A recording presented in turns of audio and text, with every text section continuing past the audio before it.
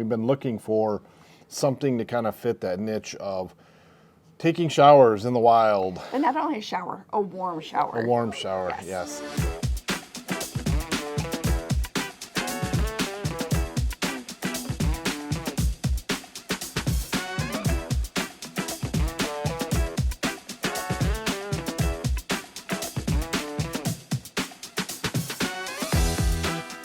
Matt and Wendy DeWitt back with another video. Today we've got a really cool review, I think. We found at a couple overland shows. It's like a giant water heater that's portable. Yes, a portable and you can screw a propane tank to it. With those little green 1-pounder. And have unlimited hot water showers. It's basically a giant water heater. Right. Or a miniaturized water heater. And it's portable. And it's portable, so yes. There's the ones that you can attach to your trailer if you want to do that, but we've been debating, do we really want to have it attached? We don't need it for all of our trips. So we've been kind of looking at the portable models. Yep. And we got an email from BougeRV saying, hey, would you like to give a try of our portable shower system? So, introducing the BougeRV. Now, with that being said, them giving us this for trial, we are giving our honest opinion on this product. If you know us for any amount of time, we are very honest. Whether it's donated or we buy with our own money, we're going to tell you what we think. Yep, definitely. So let's kind of go around the outside. It's a very small unit. How heavy are we talking? About 14 pounds, so not too bad. 14 pounds. Let's start at the front here. Turn that on. We got a full LCD. It looks like we got 64 degrees it's saying right now. It's flashing a shower icon, 64 degrees. Probably ambient air temperature, I'm thinking that's picking up. We've got an adjustment knob here for hot or cold. So the max that it can go is 122 degrees. So you can't get it too hot that you'll scald yourself. What do we got down here? What are these ports? So these are the inputs and outputs for the water. So there's a hose that connects here that pulls the water in from a bucket. Then it goes into the device, heats it up, and then here's an output that will connect to the hose with the shower head.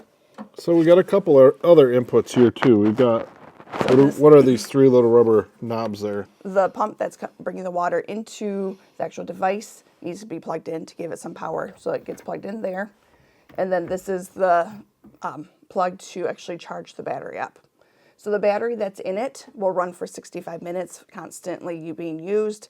I don't know about you, but I don't take a 65-minute shower here at home, let alone while we're camping. We shouldn't have that problem. How big is the battery inside, do you know? I do not know. It is rechargeable though. So Yes. can we recharge the battery, and how long did it take to recharge up? They say that you can get it back up to 80% in about an hour. Okay. You can charge it in between uses. Yep. So let's move to the side here where it's exhausting. Yes. As it's heating up your water and it's coming through. We got a set of vents on this side, and then we got these two nice handles. We'll flip it around the other way. And we've got the same thing on this side. Is your vents on the back, or on the side. One thing I was looking at is I kind of like, they got a giant sticker on the side, and the sticker, if you notice, has all the codes. If something were to fault out. And error codes, that is nice. So right on the side of the unit, it actually has a giant sticker here that has all potential fault codes. So let's flip it around back. What do we got back here? So this is where the propane will actually hook into it. So we'll show you how that works in just a bit. Okay. So propane attachment. We got our vents on the sides. It's fairly narrow in profile. And height-wise, I mean, I got elbow to wrist. That's the official measurement, elbow to wrist. But what are our dimensions for this? So the official dimensions are, so we've got 16 wide. 16 wide across. Yep. By just shy of 7 from the Side to side. Yep.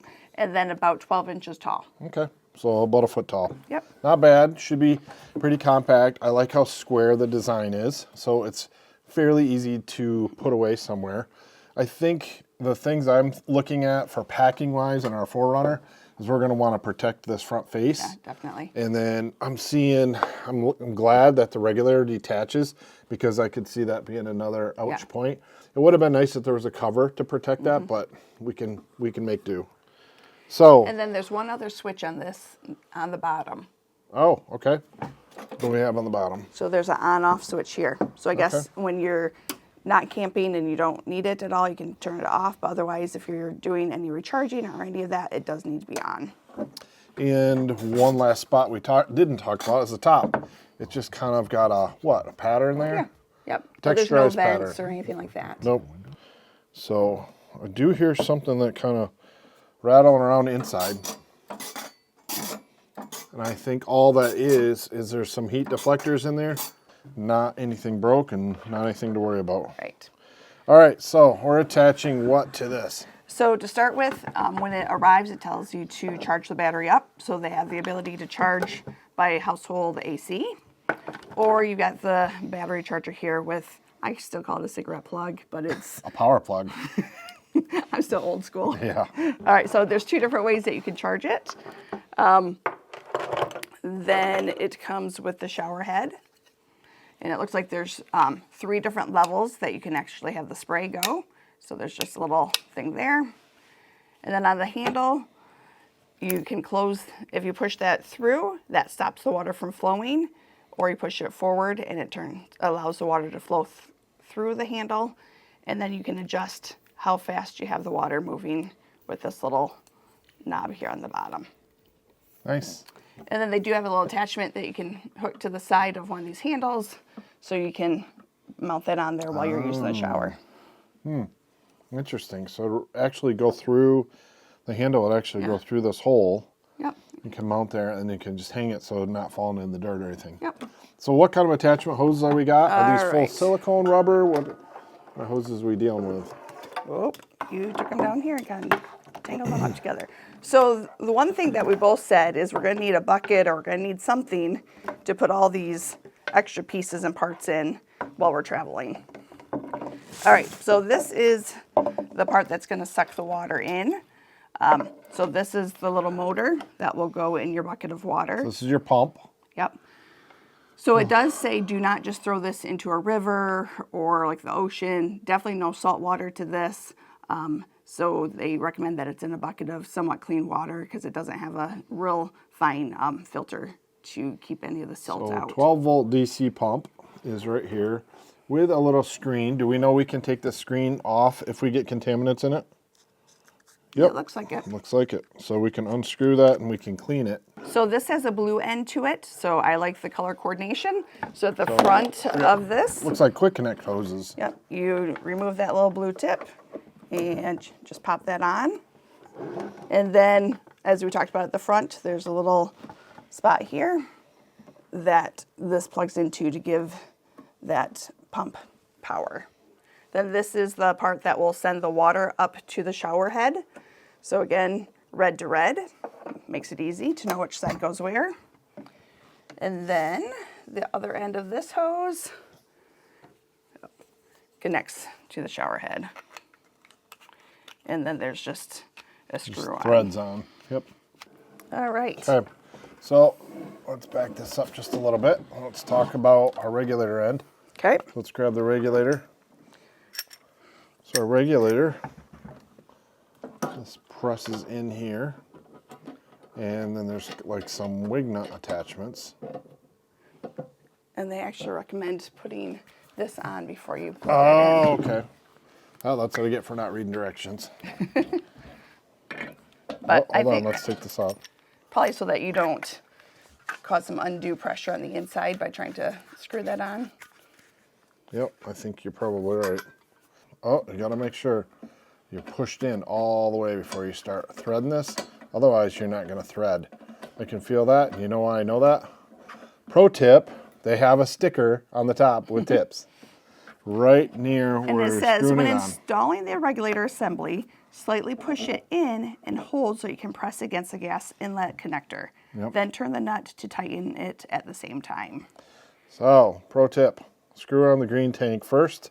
This is what it looks like on the back. Perfect. All right, then I think we turn it on. All we got left is to go take a shower. Let's go So try it. we have one of these jerry cans. So this is what we're planning on using. The pump does fit in here. That was one of our thoughts, was what kind of container will this fit into? And it easily fits into a jerry can, no problem. Nice. Perfect. This is looking like a good setup, Wendy. I So think they've done it all well. Yeah. So let's give it a try. We're going to just put it in our home shower for a test. run and run through it, and then we'll give you our final verdict on it. 79.81. Get it warmer than that. Freaking Oh, sorry, I need to turn the knob. sprayers like all over the place. All right, you're up to 97, 102, That's better. 113. Let me know if you need to turn it down. Oh, Oh, turn it down. Holy fuck. yep, it went to 127. It went. Burn the heck. It aired out because it got too hot. I'm adjusting the minimum to maximum. So right now I have it in the middle, so you're at about 97 degrees. Oh, now that you're starting it, it's going down. Too cold. It's up to 95, 97. Keep it there. Yep, on that. 95 to 100 should be good. Yep, that's good.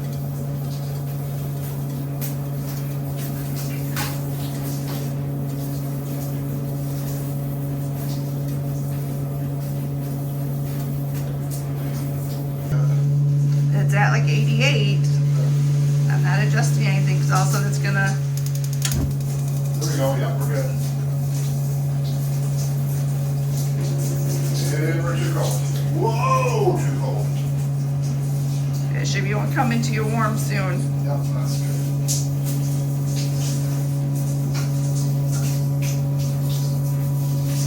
Okay, what do I think of the BougeRV after I took a very cold and hot shower?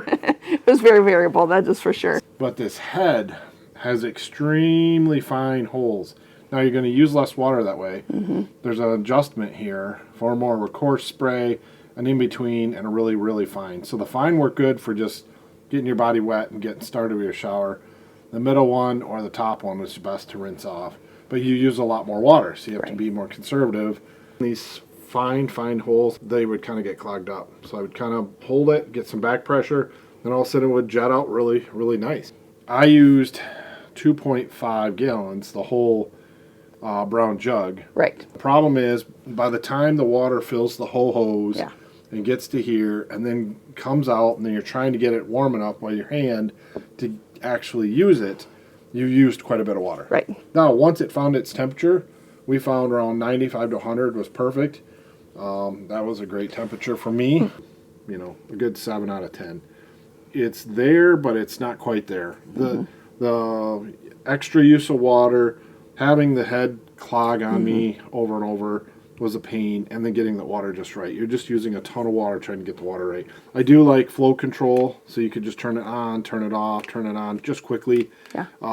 Quick rinse, turn it off, shower army style, turn it back on, give it another rinse. When the water is warm and at temperature, it is wonderful. It is great. I like that about it. So I don't know. We got a few bugs. We're going to reach out to the company and see what we're doing wrong, if we're doing anything wrong. If you guys have experience with this style or type, whether it's this brand or another brand, please reach out to us if there's something you think we're doing wrong. But Right. Any tips or hints that you found that works for you? I would definitely go with more than 2.5 gallons of water. Absolutely. Like we did. I would go with 5 gallons. It is nice to have a consistent flow of water, not have to worry about building up pressure. I don't know. What do you think?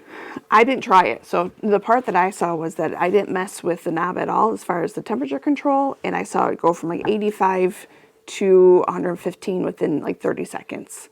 I wasn't having to adjust it. But then, therefore, it was changing that much that it made it hard to say, okay, we're at the perfect temperature. We can just leave it here and be good. Yep. So, And I feel like it aired out on us, 4 or 5 times? Yeah, it aired out 4 or 5 times with the heat. It seems like you should be able to set it at a certain spot and it would get the temperature. Like if it was 10 degrees, that would vary. That makes sense. But the fact it went like 20, 30 degrees at the same spot makes it hard to just be able to set it and forget it. I don't know if I would take this for the price, to take this with me. Yeah, because if we want just a pump in a bucket, there's a lot cheaper ways to just do a pump without having to heat the water. Absolutely. We're going to continue to test this, and we'll do some follow-ups in the future. Thanks for watching, guys. You got any questions, comments about this product or anything you saw in the video today, put it down in the comment section. We'll get a discussion going. All right. Like we always say, make sure you get out And do some camping. We'll see you next time.